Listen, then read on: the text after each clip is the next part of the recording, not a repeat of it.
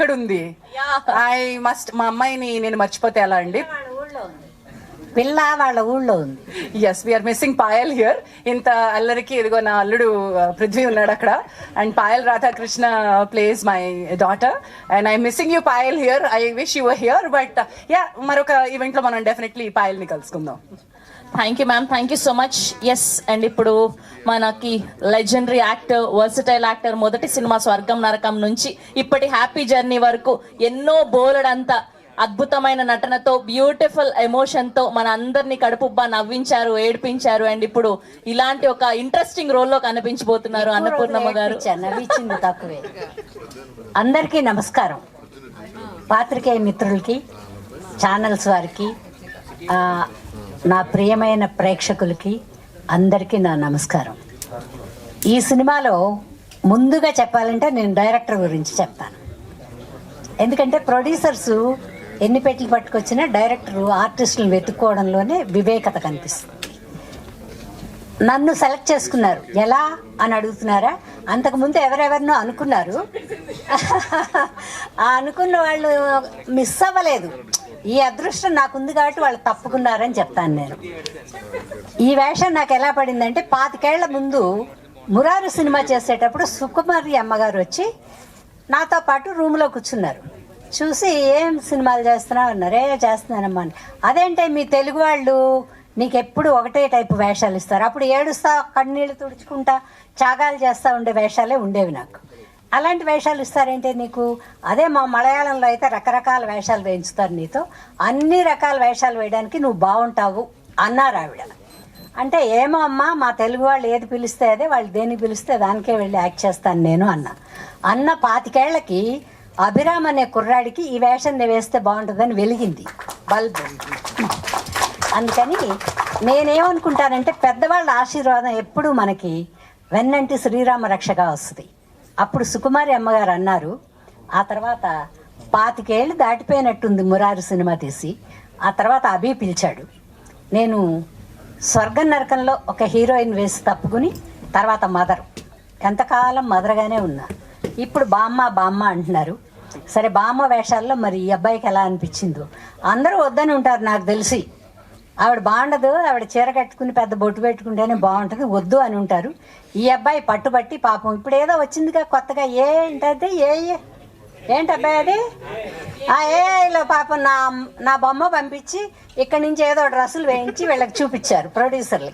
వీళ్ళు యంగర్స్ కదా, బాలాజీ గారు, కౌశిక్ గారు, తరుణ్ గారు, వీళ్ళందరూ యంగర్స్. శైలేంద్ర గారు వీళ్ళందరూ వద్దని ఉంటారు నాకు తెలుసు. ఎందుకంటే వాళ్ళ చూపు వేరే, ఇప్పుడు వచ్చే పిల్లలు ఇప్పుడు వేసుకునే డ్రెస్సులు అవి. బట్ కానీ ఈ పిల్లలందరినీ చూసి నాకు ఎప్పుడు మనసులో అనిపించేది, ఇంకో జన్మ అంటూ ఉంటే ఈ పిల్లల్లాగా డ్రెస్సులు వేయాలి ఏమైనా సరే అనుకునేదాన్ని. బట్ ఇంకో జన్మ దాకా ఎందుకు నీ మొహం, ఈ జన్మలోనే ప్రేక్షకులు ఇలా కనపడు అని ప్యాంట్లు, షర్ట్లు, క్రాఫ్లు అన్నీ వేసి తీశారండి. అయితే ఈ కథ చాలా మంచి కథ. మీ కథ, మా కథ. మాకు కూడా మనసులో ఉంటాయి కోరికలు, అవి చెప్పుకోలేకపోయినా ఏ డైరెక్టర్లో వేషం వేయించి తీరుస్తారు. ప్రేక్షకులకి అలా కాదు కదా. మీరు చెప్పుకుని మీరు బయటకు వస్తే కానీ వెళ్ళలేరు. ఈ సినిమా చూస్తే మీకు అన్నీ అర్థమవుతాయి. అందరూ మేమున్న ఆడవాళ్ళం కానీ మగవాళ్ళు కానీ తలా ఒకళ్ళకి తలా ఒక కోరిక, కథ ఎన్నో ఉన్నాయి. కానీ అవన్నీ సినిమాలో చూస్తేనే మీకు అర్థమవుతుంది. చాలా సూపర్గా కుటుంబం అంతా అందరూ కూర్చుని హ్యాపీగా కూర్చోవచ్చు. ఈ సీన్ అబ్బా చూడలేకపోతున్నామే అనేవేవీ లేవు. ఎట్ ప్రజెంట్గా జరిగే పిల్లల అపరాధాలు, పెద్దవాళ్ళ అపరాధాలు కూడా, ఇంట్లో వాళ్ళని అర్థం చేసుకోలేకపోతున్నాం అనేదానికి నిర్వచనం కూడా ఉంది ఈ క్యారెక్టర్లని. కానీ చాలా మంచి సినిమా. మీరు చూసి ఆదరించి మమ్మల్ని ఆశీర్వదిస్తారని మా బాలాజీ గారిని, తరుణ్ గారిని, కౌశిక్ గారిని, శైలేంద్ర గారిని, ముఖ్యంగా వీళ్ళందరూ యంగర్స్ అండి. వీళ్ళని మనం అంటే మీరు కూడా, మనం అంటే నన్ను కాదు, మీరు ఆశీర్వదించాలి, బ్లెస్ చేయాలి, సినిమా చూడాలి. ఎలా ఉన్నానో నా కోసం నేను ఎలా ఉన్నాను, ఇన్ని సంవత్సరాలు ఎలాగో చీరతో పెద్ద బొట్టుతో అన్నిటితో చూశారు కాబట్టి ఈ కాస్ట్యూమ్లో ఈ వేషంలో నేను ఎలా ఉన్నానో మీరు చూసి బ్లెస్ చేయాలని కోరుకుంటూ అందరికీ నా హృదయపూర్వక నమస్కారాలు తెలియజేస్తూ, మా ప్రొడ్యూసర్లు సావి నేను ప్యారిస్ లో మాత్రమే సావి, ఇక్కడికి వస్తే సావిత్రి. కానీ అండి టీంలో పిల్లలందరూ చాలా మంచివాళ్ళు. నేను కొన్ని సంవత్సరాల ముందు ఓ బిడ్డను కోల్పోయి కొంచెం మనసు బాధలో ఉన్నాను, కానీ ప్యారిస్కి వెళ్ళి 20 రోజులు వీళ్ళందరితో కలిసి ఉన్నాక పర్వాలేదు, చాలామంది పిల్లలు ఉన్నారు అమ్మ అమ్మ అంటానికి, నాకు ఒక కుటుంబం ఉంది అని ఒక మనస్తృప్తితో తిరిగి వచ్చాను. నిజంగా చెప్పాలంటే ఈ సినిమా నాకు హ్యాపీ జర్నీ. మీరందరూ ఆశీర్వదిస్తారని కోరుకుంటూ సెలవు తీసుకుంటున్నాను.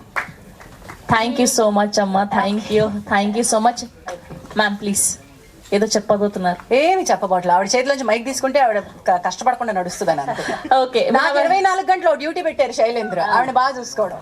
చూసుకోవడం అండి చాలా బాగా అండి. ఇండియా వచ్చిన దాకా చూసుకుంది, ఇక్కడ వదిలేసింది. Okay, we have a quick Q&A session with media. Please అందరినీ కూడా వేదిక మీద ఉండవలసిందిగా రిక్వెస్ట్ చేస్తున్నాం.